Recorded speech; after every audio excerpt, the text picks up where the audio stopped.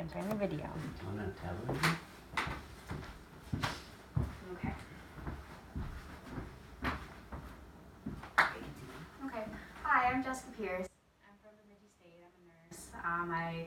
Right now I'm working pediatric home care, but I'm hoping to do public health. So this is more geared towards sugar intake and population and how the community what they can do to monitor their own sugar intake and make healthy lifestyle choices. I have Melanie and Jim here. Jim, can you just kind of show that you're here? You're going to be listening and partaking in this exercise. So this is Sugar Rush, I'm going to call it, and I'm Jessica, and I'm from Bemidji State University. So my objectives of this is so the general population can define insulin sensitivity, like what it means, what it does to the body, and what it means for fat loss or fat gain. I also want them to recognize what the body does when sugar enters. There's going to be what are some consequences of sugar consumption. And I want them to be able to make a menu at the end of this that requires or has the recommended amount of added sugar. These are just some facts about sugar consumption and being overweight in the United States. According to the CDC in 2017, the prevalence of obesity was 39.8% in the United States, which is about 93.3 million people, and this is not including people that are just classified as overweight. So this is obese and above. And then also according to the CDC, there's over 100 million Americans who currently have type 2 diabetes, which is over 40, or are considered pre-diabetic, which is over 40% of the population. And this is of recorded numbers, so this isn't like a guessing, this is who actually has pre-diabetes and diabetes. And then a couple of things about sugar. The average American consumes 126.4 grams of added sugar a day. And to kind of go into that, that's 31.6 teaspoons because there are 4 grams of sugar per teaspoon. And then the recommended daily amount as put forward by the United States government is 9 teaspoons of added sugar a day. So they eat about 3 to 4 times more of the added sugar. So this is a little bit graphic, just to warn you. But why is sugar consumption important? What can excess sugar do to your body? It can lead to obesity, type 2 diabetes, heart disease, and people may not think that these diseases don't sound scary, or they might be like, oh, I know a lot of people with diabetes, but it also leads to chronic pain, amputation of limbs, stroke, heart attack, and death. These are just this is a diabetic foot ulcer. This is a very common, you see a lot of diabetics without missing limbs, and with diabetes it's delayed wound healing and all these things that make very uncomfortable. So your life would be very uncomfortable, and like with obesity you can get large sores inside of your fat creases, and it increases your risk of stroke, and you have an increased amount of fat inside of your arteries and veins. So it's important for people to know how much sugar they're consuming and what it does when it enters your body. Okay, so right now I have a little YouTube clip. As a warning, there is a half-naked man in this YouTube video. But this is a good demonstrator, a good way to explain kind of what sugar does in the body.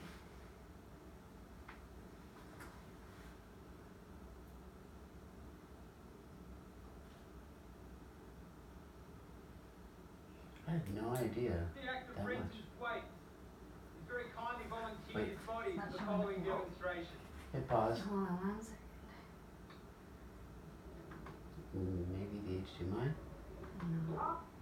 After sugar enters the body, it's written the Okay, 1 second. Okay, so I'm gonna kind of minimize this. Maybe. And then go like this. It should be because it's playing through the deal. Yeah, it's on my computer still. I think it's because. Oh, there you go. You got your screen. Oh, you had it a second ago. Okay. That was, there you go. I think I like that. No, one way. There it is. Okay. So we'll start this video over. Sorry about that. That's okay. Technical. Did you wanna? This is the actor Brenton That's Waite. He's very kindly volunteered his body for the following demonstration.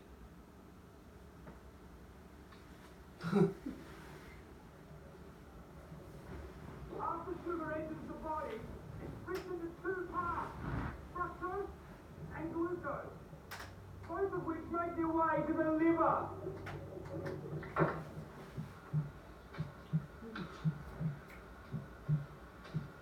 Now once in the liver, the glucose is dealt with efficiently.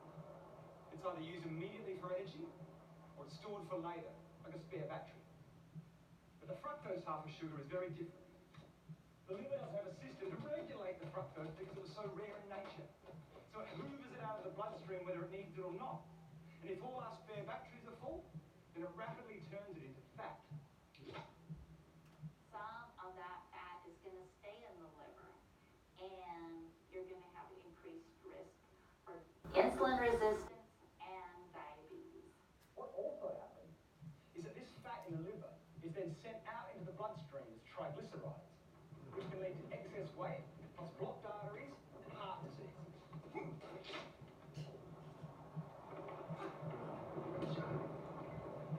Now, when we're eating lots of sugar and other carbohydrates like bread and pasta, we're producing lots of glucose. A hormone called insulin is released, which is like a key that helps to open our cells' doors so they can absorb all the glucose, remove it from the bloodstream, and burn it for energy. The more glucose in the blood, the more insulin is released. But the key point for us is that while this insulin is in the blood dealing with all the glucose, it tells our fat cells to hold on to the fat. It actually turns off our fat-burning processes. So when we're eating lots of sugar, we're putting fat into our bodies via the fatty liver. Thus, because of all the glucose, we maintain the level of insulin, which tells our fat cells to hold on to the fat. We can't burn off fat when insulin is around dealing with all the sugar. This is what may be happening to a huge number of the population. It's highly unlikely that Brendan can know. Okay. Wow.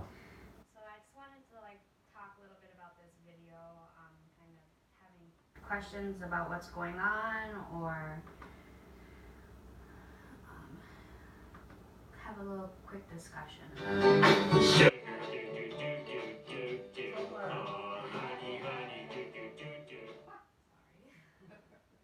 Everybody loves Homer, though.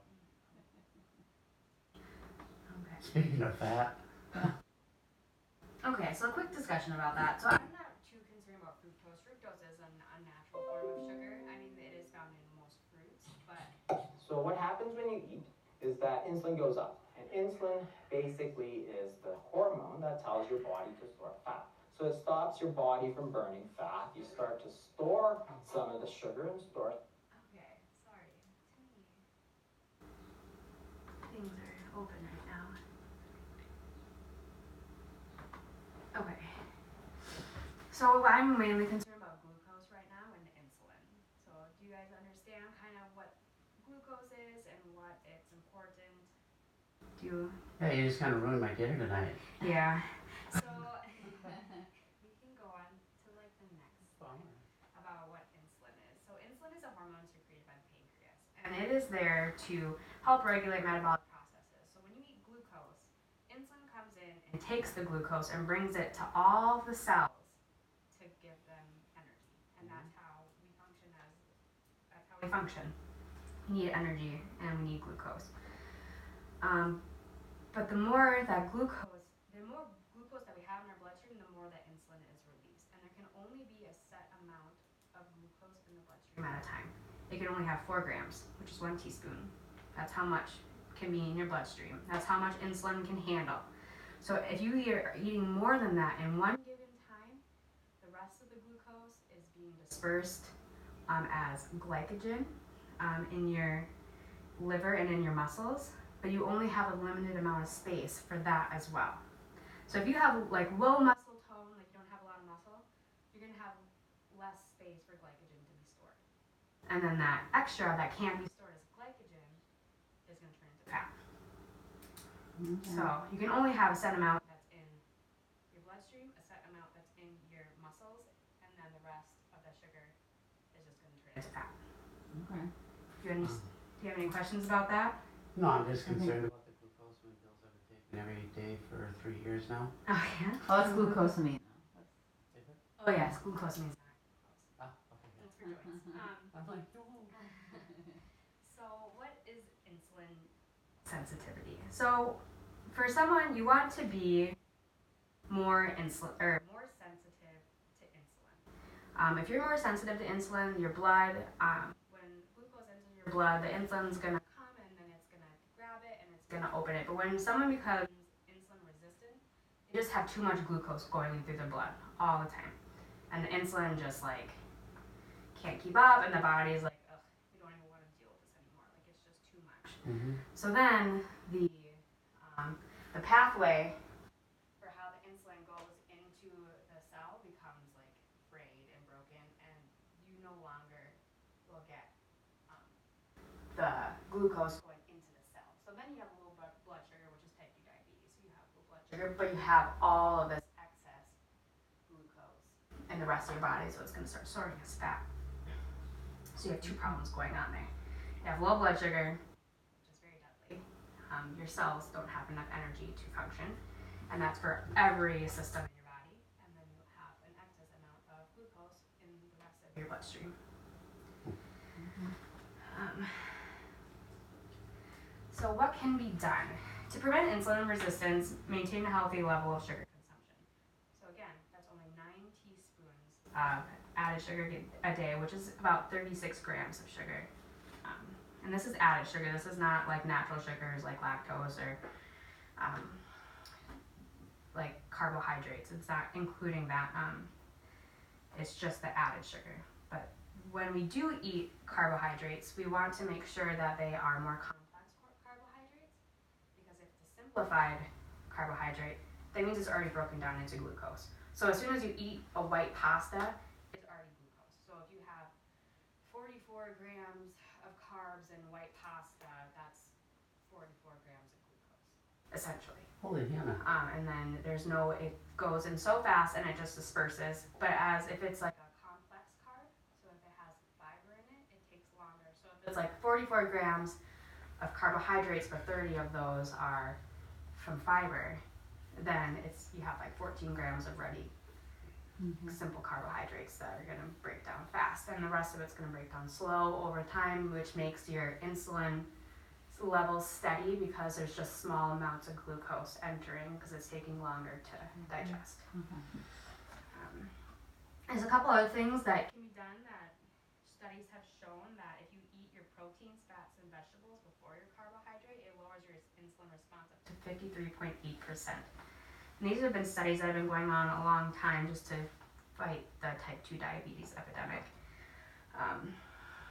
So with this, like your body is like starting the metabolizing process, and if you do like the fats and the proteins, this is really going to slow down how fast the glucose can go into your blood because there's other things already going. So it's just suggested to eat your proteins, fats, and vegetables before your carbohydrates. And it's something simple that can be done easily. It's a small change.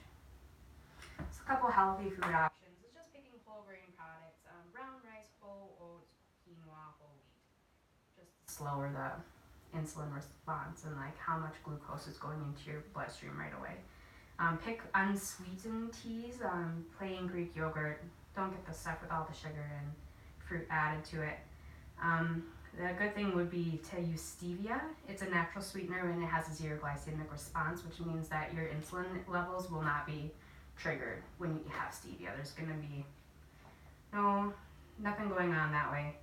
And I want you to avoid fruit juice, soda, white bread pasta, and most like fruit yogurts and vanilla yogurt and all the added sugar in there.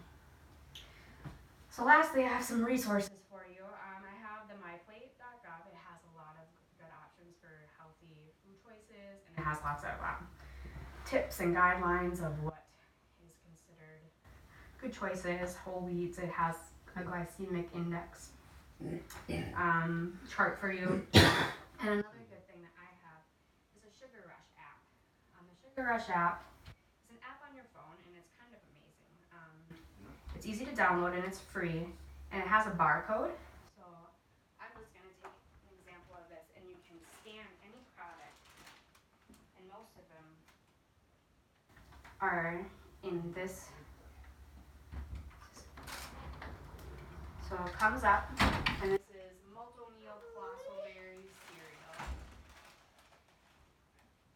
So multi-meal berry colossal crunch cereal. It has 3.2 teaspoons of added sugars for one serving.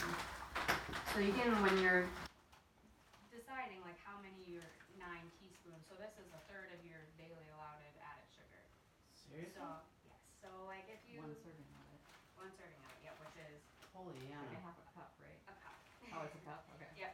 So just this app is really great when you're trying to determine like how much added sugar you're actually having, because then it also breaks it down into added sugars versus natural sugars. So like you might have yogurt, which it says it has a lot of sugars, but some of it might be from lactose, which is a natural occurring sugar, and we're not too much worried about that. We're just worried about the added sugars. So that's an app that is definitely available to download. So then I have a little post test for you guys just to see if you've gained any information about this. So what is the daily recommended amount of added sugar? I know. Okay, you guys can just both shout it out. C. Yes. 9 teaspoons, 36 grams of added sugar. What is insulin? A hormone secreted by the pancreas to store fat. A hormone secreted by the liver to store fat. A hormone secreted by the liver to transport glucose to cells. Or a hormone secreted by the pancreas to transport glucose to cells. I'm torn on this one. I think it's D. Dang it. Yep, it's D. I was going. Which one were you going for? Let's see. C. Oh, okay. And then, is it better to have a high insulin sensitivity? True or false? It is better to have. Yeah, true. True, yes. And of the following ways to reduce high blood glucose levels, or all the following are ways to reduce high blood glucose levels except B. Oh, A. Except, just remember it's except. Oh, okay, sorry. except. So there's A. yes, it is A. Okay, so now we're gonna have a little group activity. I'd like you to utilize my plain sugar rush, and then I have a worksheet for you to create a daily menu about this, and you can use the Sugar Rush and Educate or Foodeducate resource. Okay.